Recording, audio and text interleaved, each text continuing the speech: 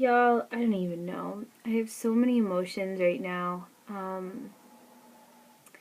With just a lot. I saw the movie Blood Brother, which is about a guy who sold everything and moved to India and worked in an orphanage that gave shelter and support to women and children who are children, right? Because it's an orphanage, who are abandoned because of HIV and AIDS, and so many of them were infected with the virus, and it just hit me like, why those kids? You know, they didn't ask for it. You know, and so it brought back, memories just of death in my life and sadness, and it was a really good documentary, but it was really hard for me, yeah, and someone told me, a really good friend of mine, last year when this guy died that was in the hospital at the same time as my dad, and he was my age.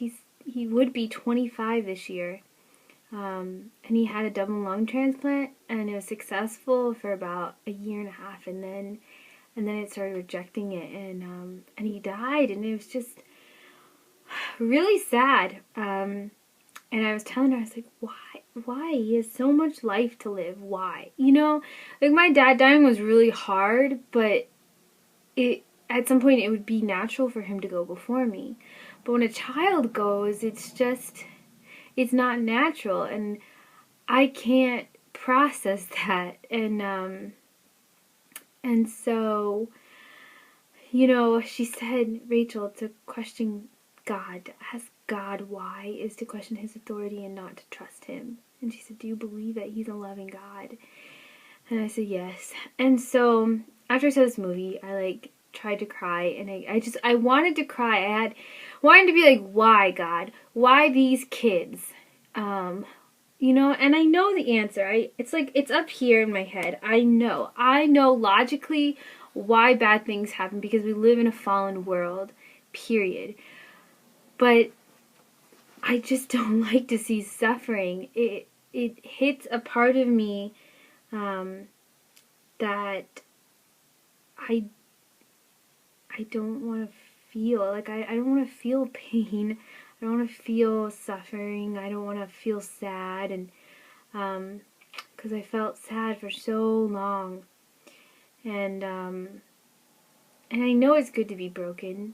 I know it's good, and I know that God is close to the brokenhearted and saves those who are crushed in spirit.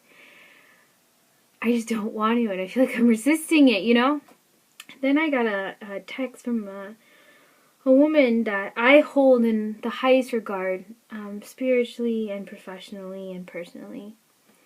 And I just feel like she's a modern day Job. She's 50 years old this year, and she lost the man that she was in love with. Then 3 months later, she lost her brother. This August, she lost her father. And today, she lost her mother. And I look at her, and I love her so much, and she struggles with depression, and she texted and said, pray for me, because I feel like I'm in despair, and I'm so far away, and I can't do anything but pray. And that's so sad and frustrating to me, and yeah, I'm overwhelmed with emotion. I'm sad. I'm have my own feelings towards my own family, towards my dad, towards my mom. I have a lot of feelings, and I felt like I just needed to work out. I just needed to run. I needed to run. I needed to work out my feelings. But I'll tell you, the gym is kind of a hard place to do that. I went on this amazing jog yesterday, and I run jog. I run jog. I don't run very fast. But I ran, and I found this state park that I've been to as a child, and it was really cool, and it was just snow everywhere, and I'll put a picture up here if I put this video up. And I just cried out to God, and I just sang to Him, and I was covered, surrounded by trees and snow, and it was beautiful. It just was so refreshing to just be in God's presence in the nature that He created. And then on the way back, I went to the cemetery, and I just thought of the scripture that says, "The wise are in the house of mourning." But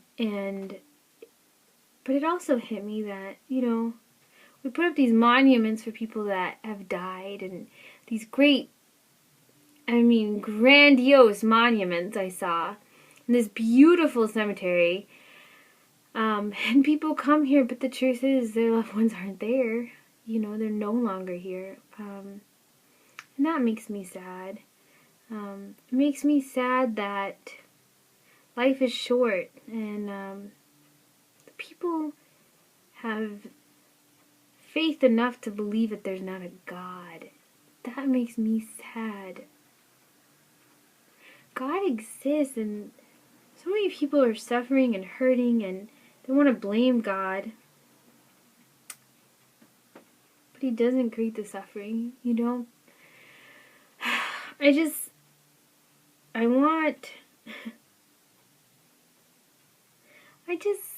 want to feel joyful through affliction. But the crazy thing is, I'm like, why am I feeling this when it's not even happening to me? Like it's not even happening to me. And yet I don't know. Yeah.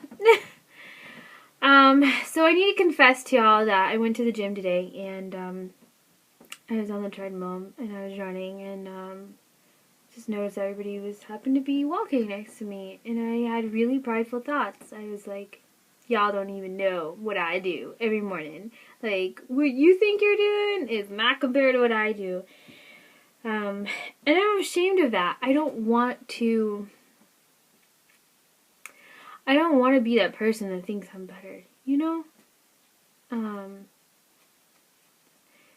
truth is, insanity is one of the hardest workouts out there. But the truth is also that doesn't make me a better person. That doesn't make me more committed. That doesn't make me more fit or healthier than any of those people I was, exercising next to.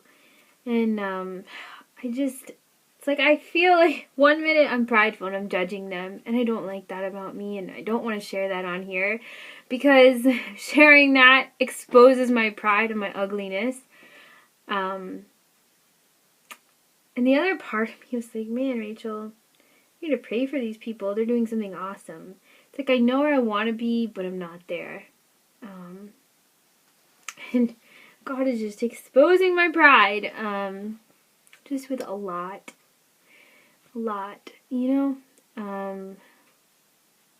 So that's how I'm doing this week. I'm working out tomorrow morning, and honestly, I'd rather run. I just feel like I want to run and never stop running, and run until my legs get out and just cry out to God, because I just feel like it gets more energy out. But I've made this commitment to insanity. I've made this commitment to push my body to the max, to make it my slave, so that I can be